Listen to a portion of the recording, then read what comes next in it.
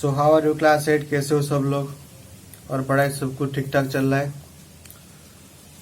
तो ये जो आज का जो पार्ट है, ये लास्ट पार्ट होगा कोल एंड पेट्रोलियम का। और ये पार्ट में हम चर्चा करेंगे harmful effects of burning fuels. मतलब जो फ्यूल को हम जलाते हैं, इसके हार्मफुल इफेक्ट जो हमारे लिए हानिकारक हो, उसके हानिकारक प्रभाव क्या क्या होते हैं, इसके बारे में हम चर्चा करेंगे। तो सबसे पहले हम देखेंगे कि जो हेल्थ प्रॉब्लम्स, मतलब जब हम कोयला को जलाते हैं या फिर पेट्रोल डीजल को जलाते हैं, तब उसमें कार्बन पार्टिकल्स बाहर निकलते हैं।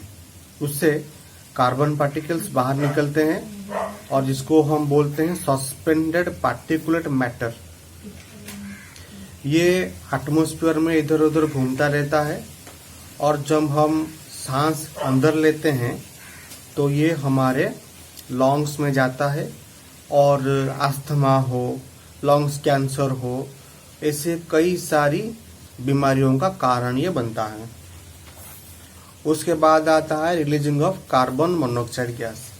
जैसे कि मैंने आपको पहले भी कहा था कि अगर कोई फ्यूल हो, उसे जलने के लिए भरपूर मात्रा में ऑक्सीजन गैस अगर नहीं मिलेगा तो वहाँ पे जो फ्यूल है वो पूरी तरह से नहीं जलेगा, जिससे कि कार्बन मोनोऑक्साइड गैस रिलीज होगा, जो कि बहुत ही जहरीला होता है और किसी की मौत का कारण भी ये बन सकता है। उसके बाद आता है releasing of carbon dioxide gas. जब कोई फ्यूल ऑक्सीजन के उपस्थिति में बहुत अच्छी तरह से जलता है, तब जाके कार्बन डाइऑक्साइड गैस निकलता है। तो कार्बन डाइऑक्साइड गैस निकलने से क्या होता है, उसके बहुत सारे डिसएडवांटेजेस भी हैं। जैसे कि आपका ग्लोबल वार्मिंग हो गया, ग्रीन हाउस इफेक्ट हो गया, एसिड रेन हो गया, मार्बल कैंसर हो गया, और डिफोरेस्टेशन का मतलब होता है जो जंगल को हम नष्ट कर रहे हैं, जो पेड़ों को हम काट रहे हैं, उसको बोलते हैं डिफोरेस्टेशन। और बर्निंग ऑफ फ्यूल, तो इससे कार्बन डाइऑक्साइड की मात्रा बढ़ जाती है और कार्बन डाइऑक्साइड की मात्रा बढ़ने से ये सब प्रॉब्लम्स होती है, जैसे global warming, green house effect, acid rain और मार्बल कैंसर। तो चलिए एक एक करके डिस्कस करते हैं। तो सबसे पहले हम चर्चा करेंगे ये ग्लोबल वार्मिंग क्या होता है। ग्लोबल वार्मिंग, तो सबसे पहले चलते हैं डिस्कस करते हैं ग्लोबल वार्मिंग के बारे में। ग्लोबल वार्मिंग क्या होता है? Rise in earth's average temperature. मतलब को थोड़ा सा ध्यान से समझिए। जैसे हमारी बॉडी की एक एवरेज टेम्परेचर होती है and that is 37 degree Celsius. ठीक उसी तरह से जो अर्थ होता है उसका भी एवरेज टेम्परेचर होता है, that is 15 degree Celsius temperature होता है अर्थ का। अगर क्या होगा, जब कार्बन डाइऑक्साइड की मात्रा अगर बढ़ जाएगी, हम पेड़ों को ऐसे ऐसे करके अगर काटते जाएंगे, तो जो सब जहरीले गैसेस होते हैं, कार्बन डाइऑक्साइड हो गया, कार्बन मोनोऑक्साइड हो गया, मीथेन हो गया, वाटर वेपर हो गया, या फिर सल्फर ऑक्साइड हो गया, या फिर नाइट्रोजन ऑक्साइड हो गया, ये सब जहरीले गैसेस की वजह से क्या होगा, जो अर्थ का टेम्परेचर है वो धीरे धीरे करके बढ़ जाएगा। ठीक है, जैसे हमारी टेम्परेचर 37 है, अगर ये टेम्परेचर बढ़ जाती है तो हम उसे बोलते हैं कि हमको बुखार हो गया है। ठीक उसी तरह से अर्थ का जो टेम्परेचर है दैट इज 15 डिग्री सेल्सियस, अगर ये टेम्परेचर बढ़ जाएगा तो हम कहेंगे कि अर्थ को बुखार हो गया है। तो इसका जो टेक्निकल नाम है that is called global warming. ठीक है, ग्लोबल वार्मिंग होने से क्या होगा, हमारा जो क्लाइमेट है वो चेंज हो जाएगा। कभी भी साइक्लोन आ सकता है, कभी भी बरसात हो सकती है, अर्थक्वेक कभी भी हो सकता है, या फिर जो नॉर्थ और साउथ पोल में जितने सारे बर्फ ग्लेशियर के रूप में, ग्लेशियर का मतलब होता है बर्फ की पहाड़ के रूप में जो सब बर्फ जमा है वो सब बर्फ पिघल जाएंगे और जिससे जो वाटर लेवल होता है सी का वो भी बढ़ जाएगा और कोस्टल एरियाज में बाढ़ आ जाएंगे। तो ऐसे धीरे धीरे करके जो अर्थ है वो एक वाटर प्लैनेट बन जाएगा।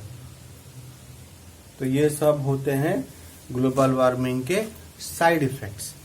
उसके बाद आता है green house effect. Green house effect एक बहुत ही बड़ा बायोकेमिकल प्रोसेस होता है, मगर इसको आसान भाषा में कहें तो rise in earth atmospheric temperature.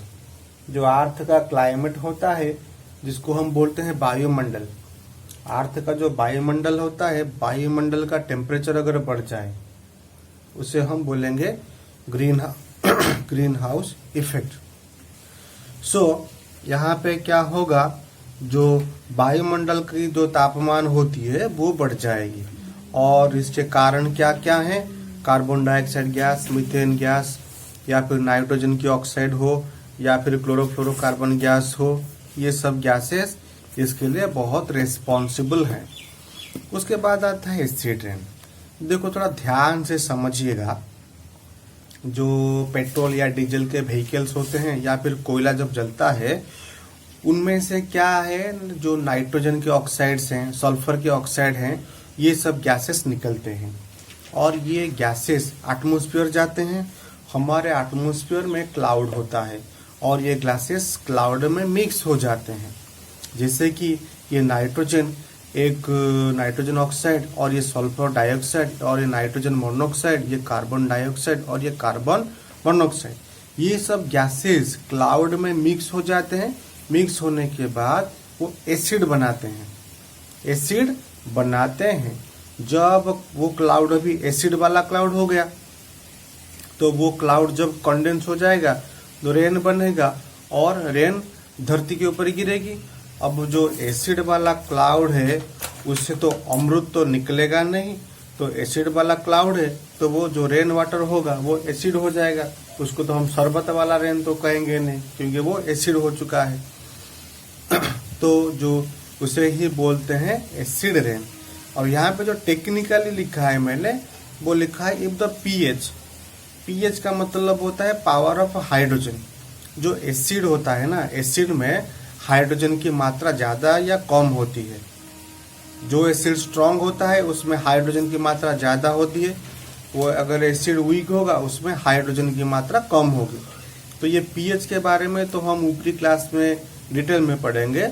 अब पीएच का मतलब ध्यान से समझिएगा। पीएच का मतलब होता है power of hydrogen.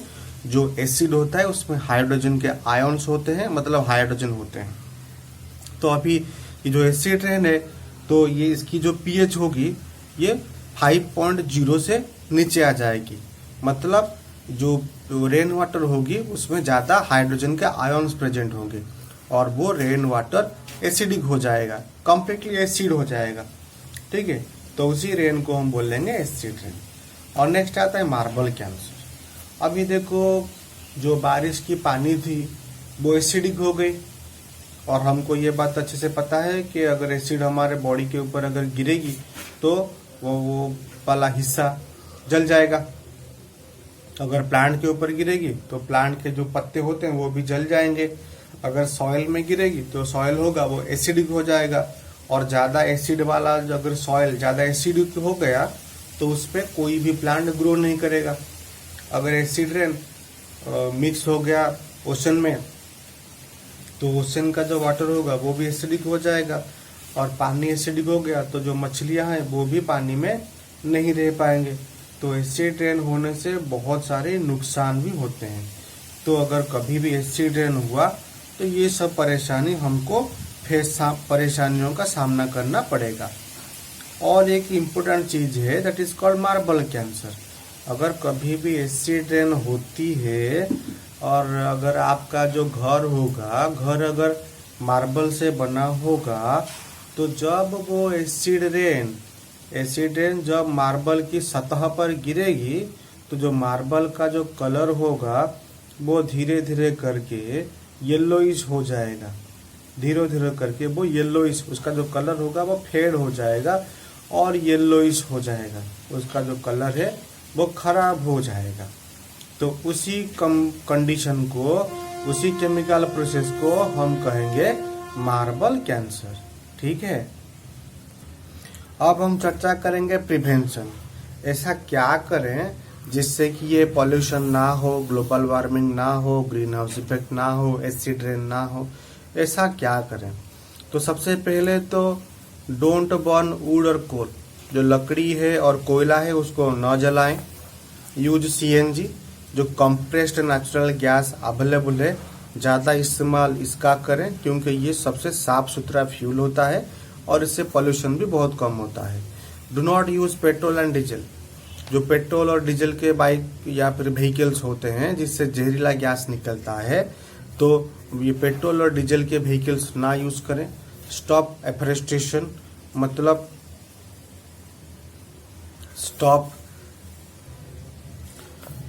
Stop deforestation होगा, ये गलती से एफोरेस्टेशन हो गया था।